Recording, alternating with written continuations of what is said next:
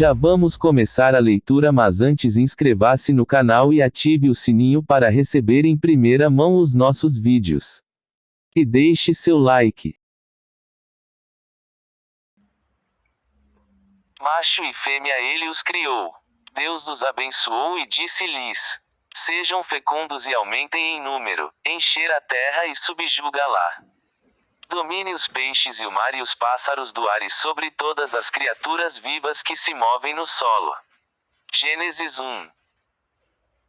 27 a 28. Depois que Deus criou Adão e Eva, geralmente se espera um mundo pastoral com um clima maravilhoso e coexistência pacífica, apesar do incidente de Caim, e talvez tenha sido esse o caso no início. Mas na época de Noé, as escrituras registram que o mundo caiu em um estado de caos violento. Então, como isso aconteceu em apenas 10 gerações? A resposta está encoberta por uma pré-história mal interpretada. Devemos aprender sobre as pouco conhecidas irmandades pré-históricas da cobra, as sociedades secretas mais antigas do mundo, todas secretamente dedicadas à dominação mundial e à escravidão da humanidade. 2. Os vários encantamentos das sociedades estão todos ligados à serpente no Éden, à árvore da vida, à árvore do conhecimento do bem e do mal, aos heróis e à história mal compreendida do Gênesis. Começamos com Joséfo, pois ele tem algumas respostas às perguntas sobre os descendentes de Adão. Joséfo registrou que os filhos de Sete continuaram sua reverência a Deus como o Senhor do universo por 7 gerações. 3. Caim foi o primeiro nascido de Adão, enquanto Abel, que Caim assassinou, foi o segundo nascido. Portanto, podemos concluir que as sementes do dilúvio foram bem plantadas na primeira geração após Adão. 7. Então, era o terceiro filho nascido de Adão e Eva. De acordo com Joséfo, Adão e Eva geraram 33 filhos e 23 filhas, 4. Embora a Bíblia apenas registre que Adão e Eva tiveram outros filhos e filhas. 5. No entanto, durante essas primeiras 7 gerações, o passar do tempo lentamente corroeu a retidão de toda a humanidade, pervertendo todos, exceto Noé, na 10ª geração.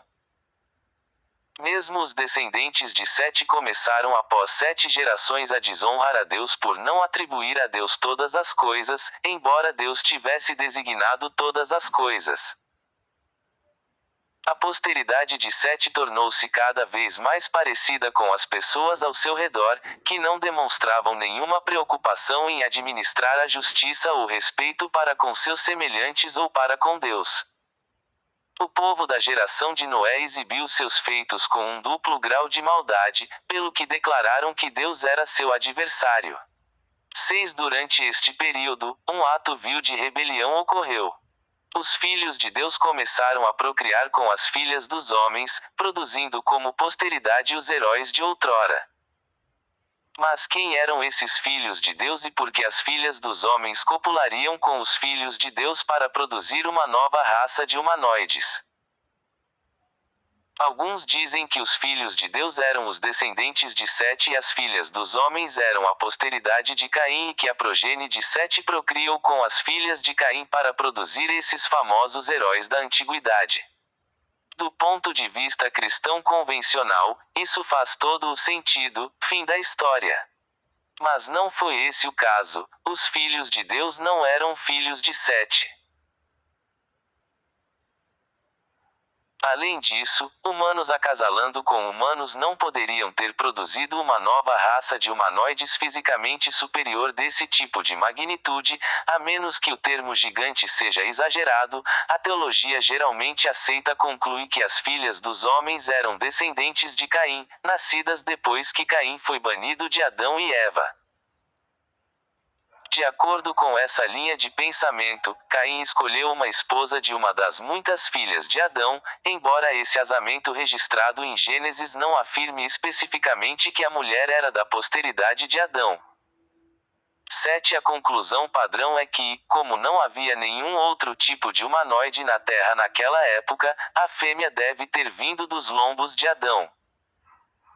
Caim, portanto, se tornou o progenitor do primeiro ramo da família da árvore de Adão, enquanto Sete, que nasceu mais tarde, se tornou o segundo ramo de Adão. Foi da posteridade de Caim, segundo essa linha de pensamento, que a violência e o mal imprimiram pela primeira vez o mundo antediluviano, embora a Bíblia não registre isso como tal. Esta teoria só pode ser apoiada biblicamente por meio do o relato de Gênesis de Caim assassinando Abel e depois extrapolado acusando Caim de mais degeneração em mal e corrupção. Da mesma forma, o Novo Testamento apenas afirma que Caim pertencia a Satanás por assassinar Abel 8 e esse mal foi o caminho de Caim. 9 Gênesis não registrou claramente essa transferência do mal transgeracional para as gerações da posteridade de Caim, estranhamente, registrou apenas a primeira progenie de Caim e suas realizações. O que Gênesis registra e o que não registra é intrigante, simplesmente porque se Caim e sua descendência foram de fato totalmente corrompidos, porque as Escrituras teriam registrado diligentemente para todo o tempo suas realizações. Porque as Escrituras não se concentraram apenas nas realizações justas da descendência de Sete. Além disso, porque as Escrituras não teriam registrado diligentemente as façanhas iníquas da posteridade de Caim como uma questão de registro teológico e histórico para todas as gerações contemplarem. Não encontramos as respostas para essas perguntas intrigantes no texto bíblico. As transgressões biblicamente não documentadas dos descendentes de Caim são então resumidamente esboçadas na teologia cristã padrão como a fonte do mal e da violência. E assim eles são vistos como parceiros voluntários, que ajudaram a gerar a raça de gigantes Néfilim, por meio da cópula das filhas degeneradas de Caim com os filhos iluminados de Sete. Mas, uma vez que Gênesis também não cita isso explicitamente, essa conclusão nada mais é do que conjectura, a menos que outras fontes possam substanciá-la. Na verdade, existem outras fontes que podemos consultar para estabelecer que os descendentes de Caim eram um ramo corrupto e vil da posteridade de Adão, que eram participantes voluntários na violação das sagradas leis da criação. Também podemos descobrir quem eram os filhos de Deus. Comecemos resumindo o relato de Gênesis sobre a posteridade de Caim. Caim teve um filho, Enoque, e Caim deu o nome dele à cidade que construiu. Enoque gerou Irade, que gerou Mehujael, que gerou Matusalém, que era o pai de Lameque. Lameque se casou com 2 mulheres, Ada e Zilá, e por isso foi declarado o primeiro poligamo, uma violação da lei que os Néfilim mais tarde valorizariam como a pedra angular de sua cultura rebelde. Adá deu à luz Jabal, o primeiro nômade que criava gado. Adá também deu à luz outro filho, Jubal, o primeiro a criar a arte da música. A segunda esposa, Zilá, deu à luz um filho, Tubal-Caim, a quem se atribuiu o inventor da arte de ferreiro. Zilá também deu à luz uma filha chamada Naama, mas o Gênesis não credencia Naama com a invenção de nada. O relato da progenie de Caim termina com Lameque, afirmando que ele matou um homem por tê-lo ferido. Caim foi sentenciado a sofrer 7 vezes, então ele seria julgado por sofrer 77 vezes. 10 Embora este relato forneça algumas transgressões, como poligamia de Lameque e a morte de um homem por Lameque, agravada pelo pecado de assassinato pelo ancestral de Lameque, Caim, não estabelece o fundamento necessário para o nível de violência e corrupção compilado pela 10ª geração, especialmente quando se considera os filhos e filhas de Lameque formam a 6ª geração. E, como já observei, a erosão da retidão ocorreu durante as primeiras 7 gerações, quando se apoderou da posteridade de Sete, corrompendo o ramo justo quase completamente na 10ª geração.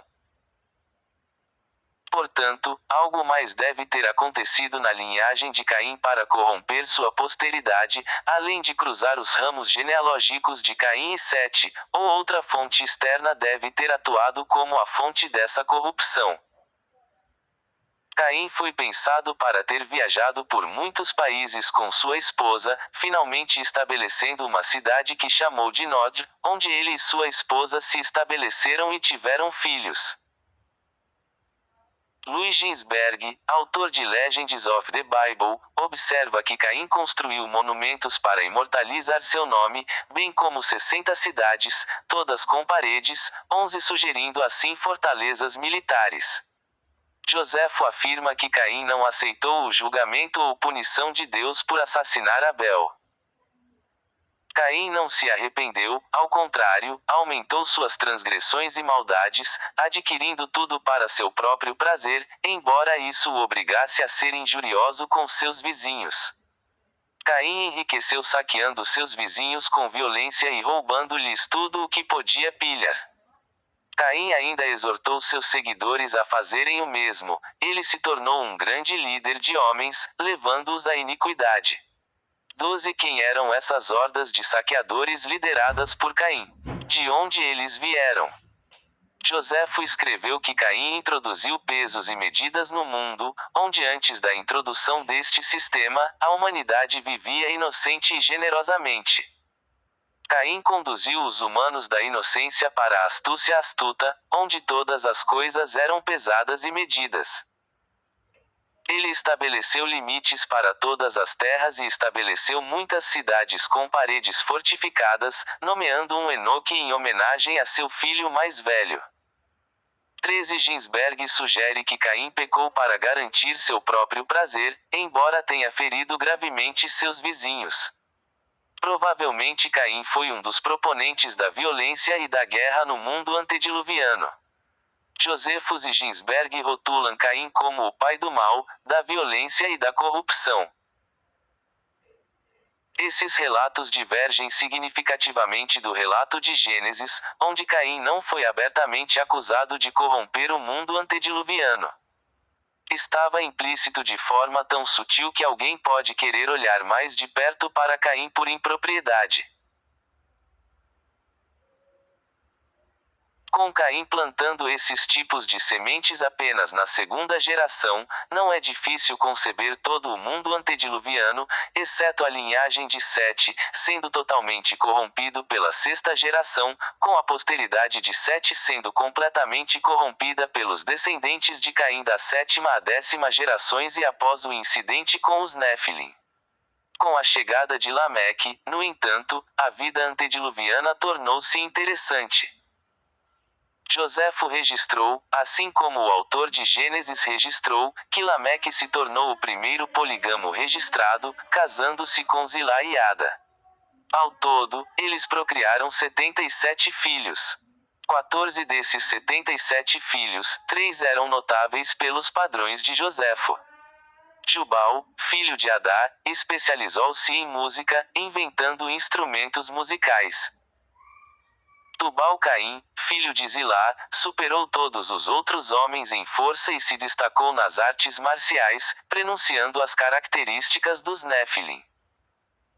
Joséfo observou que Tubal-Caim obtinha os prazeres do corpo por meio de seus atributos naturais, novamente prenunciando outra característica dos Nefilins. Sem dúvida, Tubal-Caim também herdou e embelezou todos os pecados e corrupção de seu antepassado Caim, como testemunhado por seu nome. Joséfo, então, acredita a Tubal-Caim a invenção da arte de fabricar latão. 15 Dicionário Bíblico de Nelson define Caim como significando um metalúrgico, atribuindo assim Tubal a seu primeiro nome, e Caim denotando sua especialidade, assim como seu antepassado deve ter sido alguma forma de metalúrgico ou ferreiro. A terceira progenie distinta era a filha de Zila, Naama, que significa agradável. 16 Joséfo não atribui nada de especial a Naama, mas, novamente, para ser notado na Bíblia, a pessoa deve ser digna do bem ou do mal. Joséfo passou a atacar profundamente o caráter da posteridade de Caim. Mesmo enquanto Adão ainda estava vivo, aconteceu que a posteridade de Caim tornou-se extremamente iníqua, todos morrendo com sucesso, um após o outro, mais iníquos do que os anteriores. Eles eram intoleráveis na guerra e veementes nos roubos, e se alguém demorou a matar pessoas, ainda assim foi ousado em seu comportamento imoral, em agir injustamente e em causar danos para ganhar. 17 Eles eram, de fato, filhos e filhas de seu pai. Evidências corroboradas de fontes não bíblicas mais do que preenchem as lacunas deixadas por Gênesis. Joséfo descreveu a posteridade de Caim como desprezível até os ossos, um ramo vil que degenerou em mais iniquidade a cada geração que passava. Na sexta geração, a posteridade rebelde de Caim era uma fossa humana, procurando gerar um grande mal no mundo antediluviano. E, claro, eles conseguiram. Mas antes de continuarmos com isso, é hora de entrar na fraternidade da maçonaria e suas lendas no mistério. O manuscrito da Aulende da Lenda da Arte lista os 7 ciências liberais. Grammere para ensinar a humanidade a falar e escrever verdadeiramente. Retorique para ensinar a humanidade a falar em termos sutis. Dialectaic para ensinar a humanidade a discernir entre a verdade e a falsidade. Aritmética para ensinar a humanidade a computar todos os tipos de números. Geometria para ensinar a humanidade a medir a terra e todas as coisas. Esta é a ciência da maçonaria. Musique para ensinar o canto da humanidade e a linguagem dos instrumentos musicais. E, finalmente, astronomia para ensinar à humanidade o curso dos planetas e estrelas.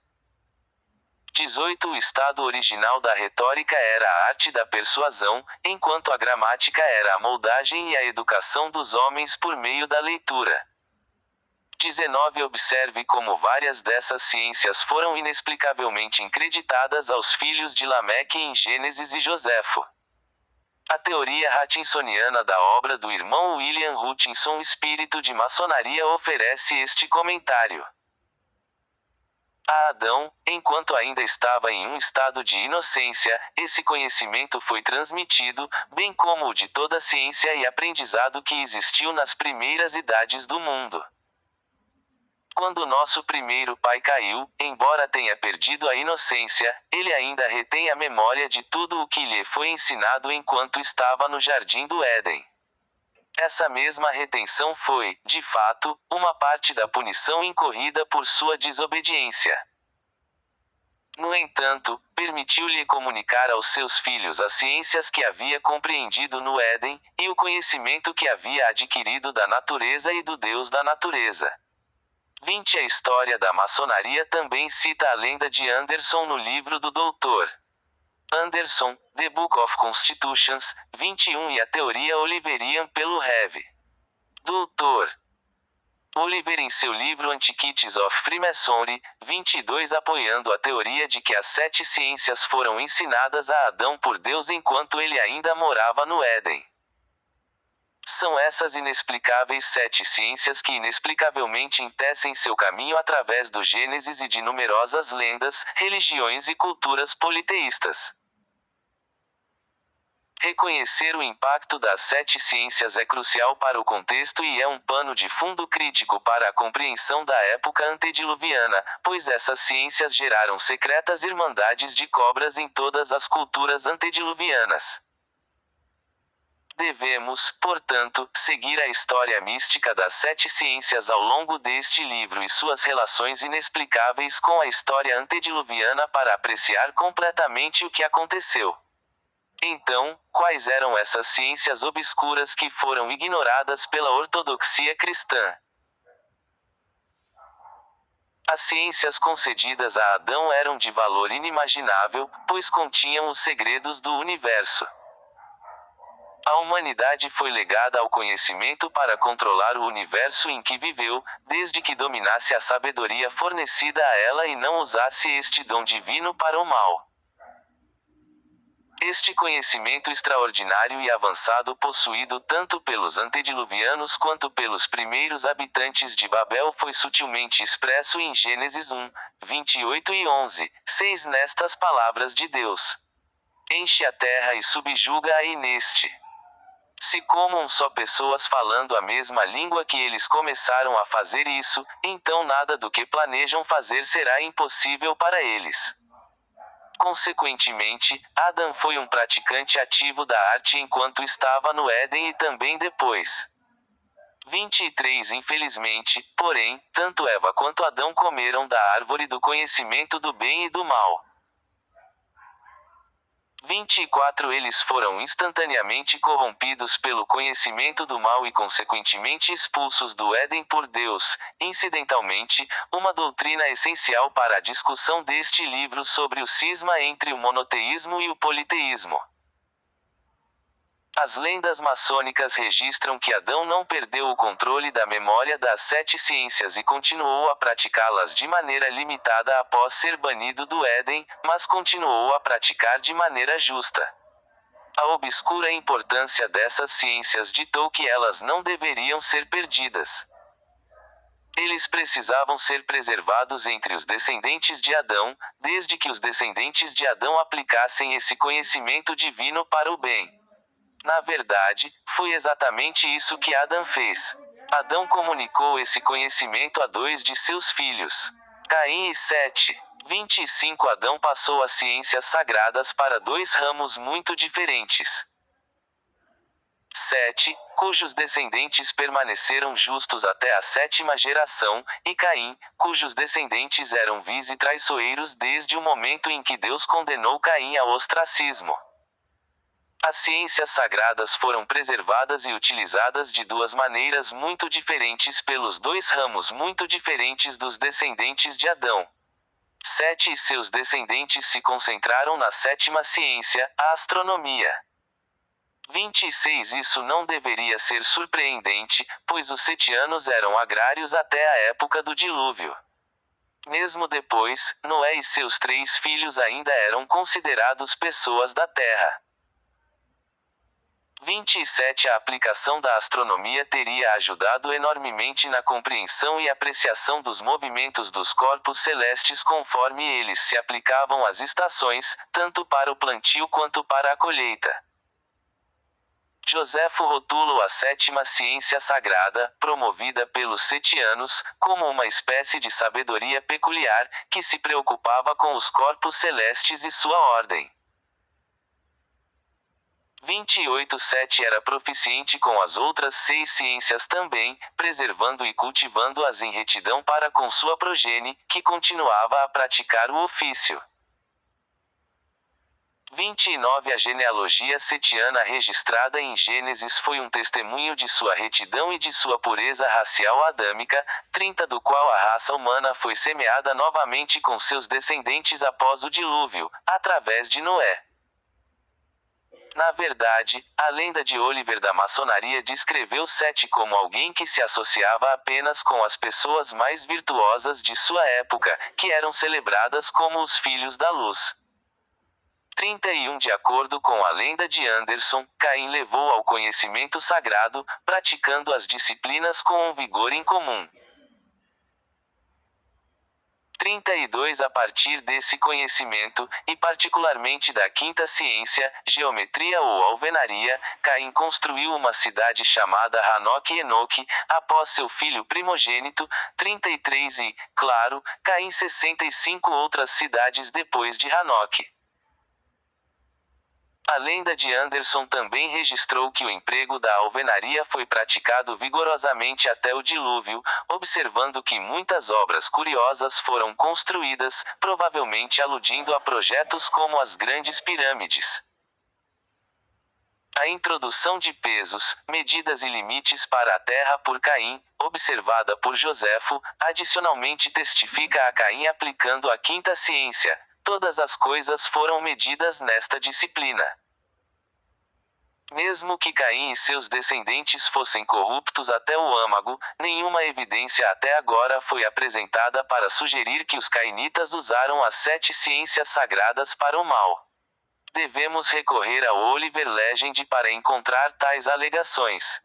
Nessa lenda, Caim e todos os seus descendentes foram acusados de perverter as 7 ciências sagradas. 34 dos descendentes de Caim foram apontados como particularmente corruptos na aplicação das ciências sagradas. Enoque e Lameque. Enoque e o dilúvio são componentes elementares das origens e das formas mais antigas da maçonaria 35 e sua Irmandade da Cobra. Na lenda de Anderson, Enoque era considerado um especialista em ciência, geometria e alvenaria. Enoque foi creditado com a invenção de símbolos sagrados e hieróglifos. Hieróglifo é traduzindo pela arte como esculturas sagradas. Enoque inventou os hieróglifos como um meio de preservar e transmitir as verdades sagradas de uma maneira mais segura, precisa e eficiente do que a forma verbal, que era empregada antes. O escritor judeu Bar Hebreias acredita a Enoque a invenção da escrita e dos livros e de ensinar aos homens a arte de construir cidades alvenaria.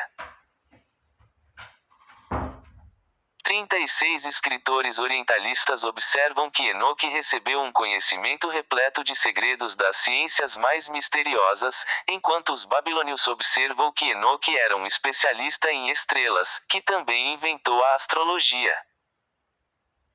37 O livro de Enoque descreve Enoque sendo instruído nas 7 ciências por um povo conhecido como observadores. 38 Um grupo sombrio que discutiremos mais tarde. Enoque descobriu o zodíaco e foi o primeiro a iniciar a adoração por meio de ritos religiosos. 39 Os essênios valorizaram particularmente o livro dos Jubileu,s, que registrou Enoque como uma figura misteriosa familiarizada com o conhecimento esotérico e científico. Eles acreditavam que Enoque foi o primeiro entre os homens a aprender a escrever e que ele escreveu em um livro os sinais do céu, atribuindo-os ao número de meses em um ano solar. 40 Mais uma vez, a lenda de Anderson atribuiu a Enoque como aquele que ensinou os mistérios sagrados em ritos e cerimônias religiosas. Ele designou festivais e sacrifícios ao sol nos períodos em que o sol entrava em cada um dos signos zodiacais. Enoque também foi associado ao sol e sua adoração a ele. Enoque foi considerado um adorador de ídolos. 41 Já aprendemos sobre a natureza corrupta e vil de Caim e sua posteridade, mas agora aprendemos como parte dessa natureza vil se manifestou. Enoque, primeiro filho de Caim, abraçou as 7 ciências sagradas e perverteu seu conhecimento com o mal. O sagrado conhecimento do universo estava nas mãos daqueles que odeiam a Deus. Lembre-se de que Caim não concordou com sua punição e tornou seu objetivo pessoal aumentar o máximo de maldade que ele pudesse reunir no mundo antediluviano. Agora Enoque, que definitivamente era filho de seu pai, começou a perverter o conhecimento sagrado, escravizando-o para aumentar a maldade e o misticismo. Esse sequestro do conhecimento sagrado e a segregação desse conhecimento poderoso em irmandades da cobra exclusivas e secretas, por Enoque e provavelmente Caim, foi o renascimento da conspiração de Gênesis 6. 42 Considere a lista de sacramentos sinistros que Enoque introduziu. A partir de astronomia, ele criou a astrologia e a adoração do sol. Enoque e seus homólogos e descendentes tornaram-se idólatras, adorando outros deuses em vez do verdadeiro Deus do universo. Enoque implementou rituais, cerimônias e ritos pagãos com essa religião nova e repulsiva. O conhecimento só poderia então ser repassado aos iniciados, os guardiões selecionados do conhecimento que então estava envolto em mistérios e segredos. É por isso que ele foi chamado de Enoque, pois a tradução hebraica significa iniciado ou consagrado. 43 Lameque foi o outro descendente de Caim que alcançou notoriedade com respeito à perversão das ciências e o renascimento da conspiração de Gênesis 6. Aprendemos com a lenda de Oliver que a nefasta aplicação das ciências diminuiu algum tempo depois de Enoque, mas foi mais uma vez renovada sob Lameque e seus filhos. Os filhos de Lameque não apenas mantiveram essas práticas pervertidas, mas também as cultivaram. Pode-se então deduzir que os 3 filhos e uma filha de Lameque listados no Gênesis teriam sido a progenie-chave para contaminar ainda mais as 7 ciências sagradas e todo o mundo antediluviano. 44 Lameque nos leva de volta à 6ª geração, onde os descendentes de Caim eram tão corruptos, tão violentos e tão anti-Deus que se tornaram suscetíveis a outra influência externa nefasta. Lameque, a progenie de Lameque, e provavelmente outros cainitas usaram suas filhas dos homens para violar as regras divinas da criação. Uma força externa se associou aos descendentes de Caim, violando completamente o que restava de sua inocência, de modo a deixar sua natureza original irreconhecível. Numerosas lendas bíblicas registram as filhas de Caim se unindo aos filhos de Deus para produzir gigantes. 45 Na obra etíope de Quebra-Negaste, as filhas de Caim foi substituída pela frase filhas dos homens 46 que foi empregado na Bíblia. Na verdade, acreditava-se que as irrisórias filhas de Caim, de acordo com Andrew Collins, foram facilmente levadas à devassidão desenfreada que levou a uniões profanas com os filhos de Deus. 47 Agora, essas inexplicáveis filhas dos homens lideradas pelos cainitas, que curiosamente aumentaram em grande número na Terra, parecem referir-se a outra raça nômade de humanos criada no dia 6 com quem Caim se casou, aqueles que foram abençoados obscuramente para ser fecundo e se multiplicar na Terra. 48 Esses humanos inexplicáveis não eram os setitas domesticados e agrários. Agora é hora de examinar os dissonantes filhos de Deus antediluviano.